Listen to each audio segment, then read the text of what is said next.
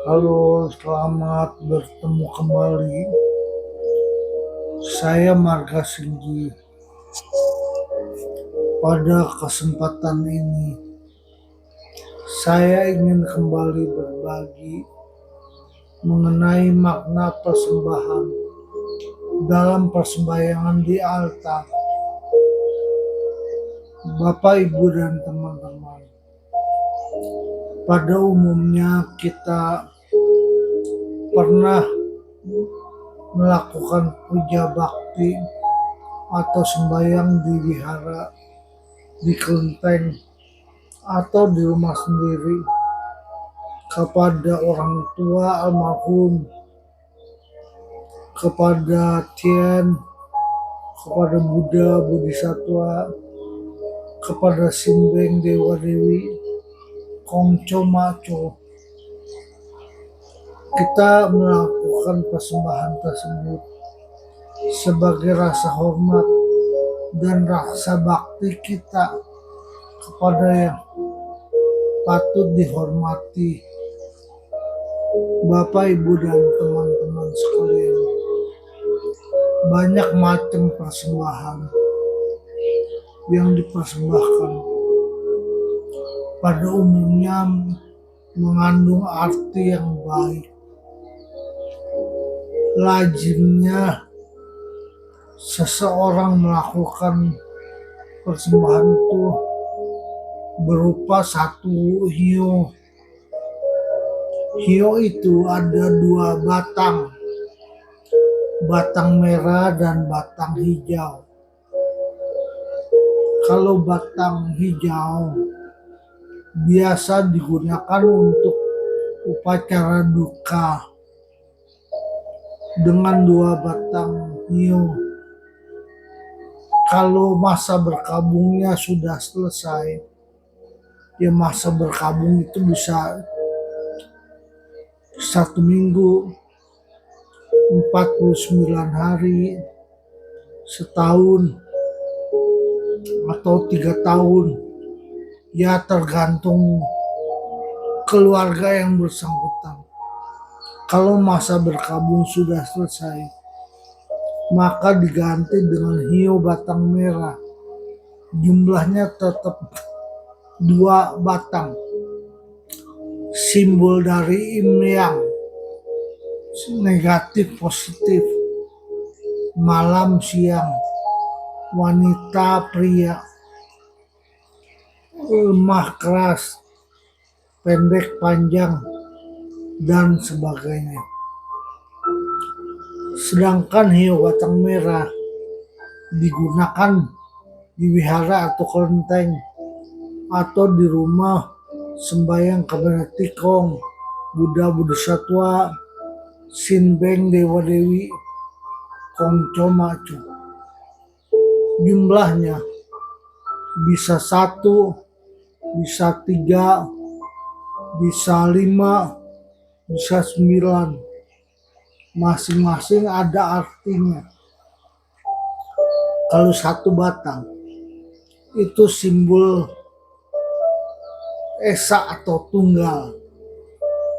Kalau 3 batang itu simbol sangkai, Tien Kuan Tai Ti, penguasa langit, Te Kuan Tai Ti, penguasa bumi, Sui Kuan Tai Ti, penguasa air.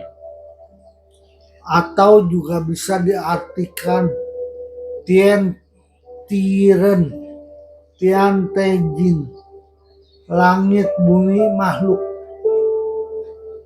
Itu kalau 3 batang.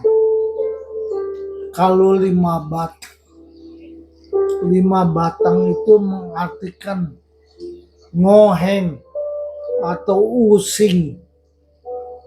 5 unsur, 5 elemen, 5 sifat, 5 karakter, yaitu Kim Bok Sui Hoto, Ching Mu Sui Hotu, logam atau emas, kayu, air, api, dan tanah.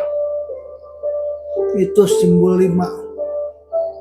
Kalau simbol 9. 9 adalah angka tertinggi, terbesar.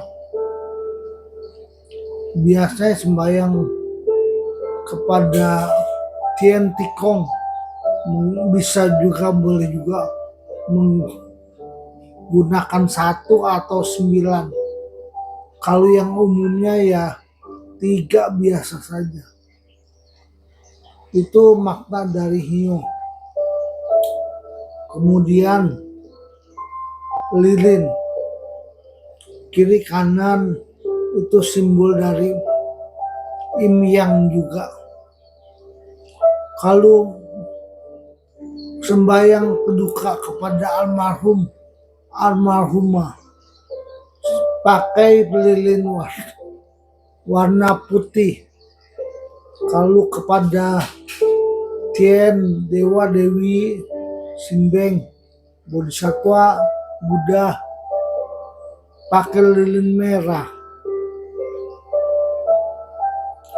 Itu lilin. Kemudian bunga, lambang ketidakkekalan, tidak abadi. Kita harus berbuat baik karena hidup ini penuh dengan ketidakabadian. Kita ingin mencapai keabadian. Kemudian buah-buah, umumnya buah yang baik, yang bagus. Apel, jeruk, pir, bualai, delima, serikaya, dan lain sebagainya. Buah-buah tersebut biasanya berjumlah 5. Itu juga menyimpulkan simbol melambangkan lusing atau ngoheng, 5 unsur, 5 elemen, 5 karakter. Emas, kayu, api, air, api, tanah. Emas, kayu, air, api, tanah. Kimbok Sui Hoto, Cingmu Sui Hotu. Kemudian ada manisan.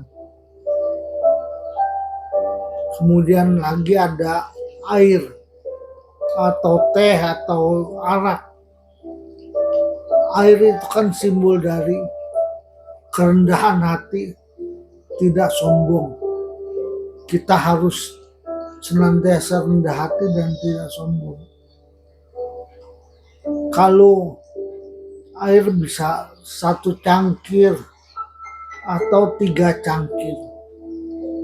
Kalau 3 ya artinya ya samkai atau tian te jin. Kalau 1 ya esa atau tunggal. Bapak, Ibu, dan teman-teman sekalian, kalau persembahan di rumah duka untuk upacara duka,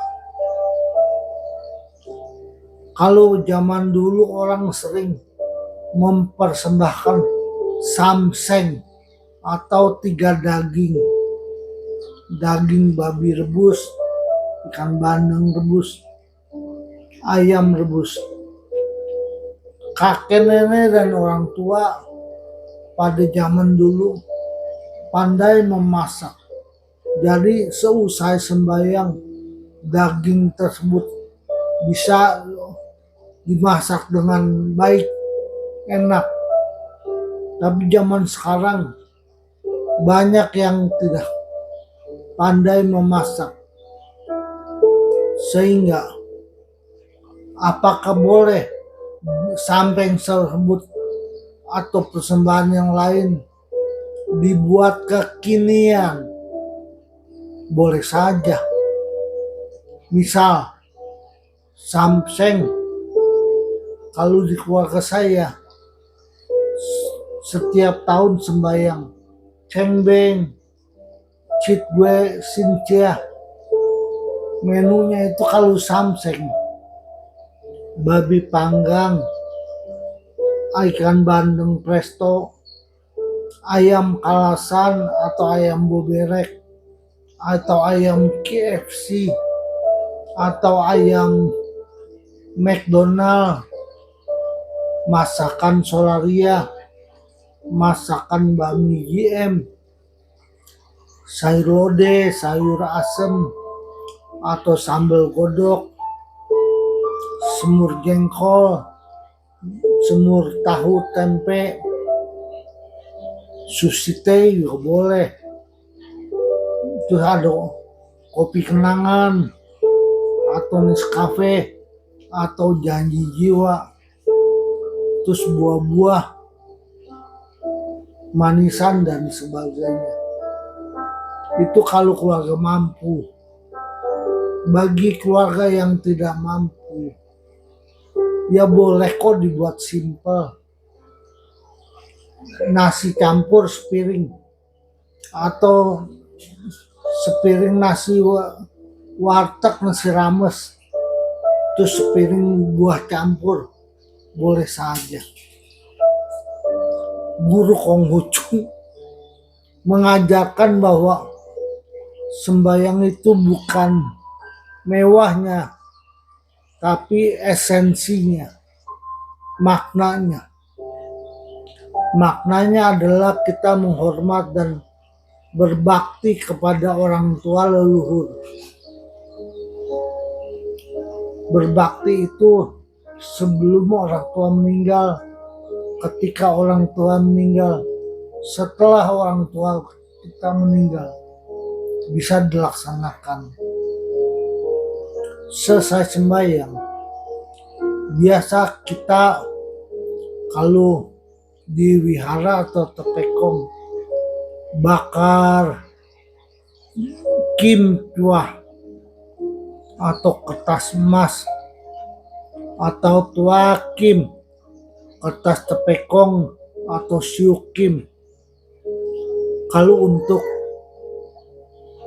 upacara duka, kita bakar gin tua, kertas perak. Tujuannya apa? Itu kita bakar kertas itu adalah untuk menandakan bahwa doa sudah dinaikkan, sembahyang yang kita lakukan doanya sudah dinaikkan, bukannya untuk kirim duit. Tidak ada kirim duit. Nah, selesai sembahyang duka, itu kertas gincua yang sudah dibakar, kita tuang dengan semangkok seledri rebus, atau bayam rebus, atau kangkung rebus, atau selada rebus. Tapi yang sama akar-akarnya. Ini menandakan kita akan selalu ingat kepada akar kita, yaitu orang tua dan leluhur kita.